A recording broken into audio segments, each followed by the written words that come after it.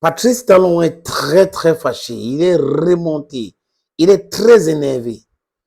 Est-ce que c'est légitime sa colère? C'est la question que je me pose. Parce qu'il ne suffit pas de voir des gens en colère pour comprendre leur colère. Certaines personnes sont en train de... certaines personnes sont en colère parfois pour cacher la réalité.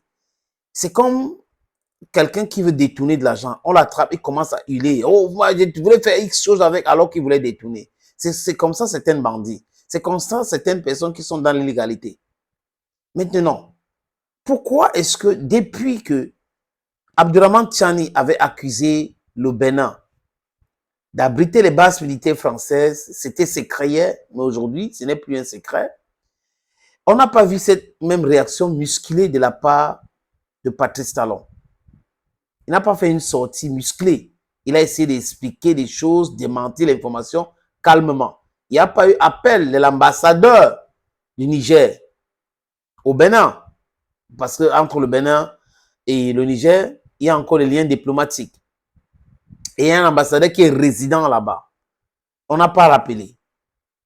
Le ministère des Affaires étrangères du Bénin ne l'a pas appelé, du moins officiellement.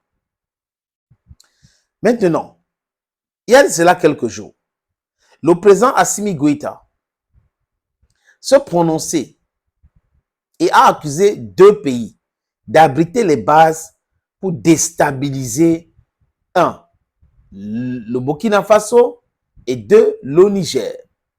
Il a cité la Côte d'Ivoire. Parlons de la Côte d'Ivoire, les amis. Je vous ai donné une information ici concernant l'installation d'Africom en Côte d'Ivoire. On a vu les émissaires du ministère des Affaires étrangères, appelé secrétariat d'État américain, en Côte d'Ivoire. Et tout le monde sait aujourd'hui qu'il y a eu des négociations et que les Américains auraient déposé trop de billets de banque en Côte d'Ivoire. Alassane Ouattara, en tant qu'ancien fonctionnaire international du Fonds monétaire international, aurait accepté cela et accepté que les Américains viennent installer leurs bases militaires en Côte d'Ivoire. Est-ce que M. Ouattara a demandé l'avis des Ivoiriens au passé par le Parlement? Pourquoi est-ce qu'un président de la République doit prendre ce genre de responsabilité de mettre les bases militaires dans un pays sans passer par la représentation nationale? On peut dire ce qu'on veut. On peut parler de comment est-ce que les députés sont élus, de méthode et tout, mais ils sont déjà là. On peut parler de cette dame au niveau de la CEDEAO, Madame Traoré, qui voulait montrer qu'elle aimait trop Ouattara et elle aimait trop la CEDEAO et la Côte d'Ivoire et les autres, plus que les autres Africains qui sont en train de parler des sujets très intéressants et s'est fait humilier, comme ça, humilier à Mondovision au niveau de la CEDEAO. Les amis, on peut être comme ça. Mais si on est un élu, un représentant du peuple, peu importe la manière, s'ils sont déjà là-bas, ils sont des parlementaires de facto, donc ils sont là, il faut faire avec eux. Est-ce que Ouattara ne pouvait pas les consulter? Il n'a pas fait. Maintenant, quand Ibrahim Traoré fait ces déclarations, pourquoi la Côte d'Ivoire n'a pas fait aussi user les mêmes méthodes que Patrice Talon? Muscler, convocation de l'ambassadeur, fait ceci. Vous pensez, ou Patrice Talon pense que Ibrahim Traoré peut faire des déclarations pareilles sans avoir les éléments de preuve palpables de ce qu'il est en train d'avancer? Il a dit cela et après on a dit qu'Afrique va s'installer en Côte d'Ivoire. Et qui parle de bases militaires, d'impérialisme en Afrique, parle de déstabilisation. Tous les pays qui ont, ou les micro-États qui ont un certain ordre dans leur fonctionnement, vont être déstabilisés par ces bases militaires. Les bases militaires américaines, françaises et autres ne sont pas en Afrique pour les beaux yeux des Africains. Ces bases militaires sont là uniquement pour les intérêts de l'impérialisme. Et l'impérialisme ne peut pas accepter voir prospérer un pays africain ou la cohésion africaine ou la confédération africaine. C'est de ça qu'il est question. Donc, nommer des choses. Quand il y a un mal quelque part, quand il y a un problème quelque part, si on donne le nom à ce problème, ça règle le problème. On peut commencer à trouver des remèdes pour régler le problème. C'est comme des maladies. Quand il y a une maladie, les scientifiques donnent un nom. Quand il y a une pathologie, on donne un nom. À partir de là, on peut trouver une solution à ce problème.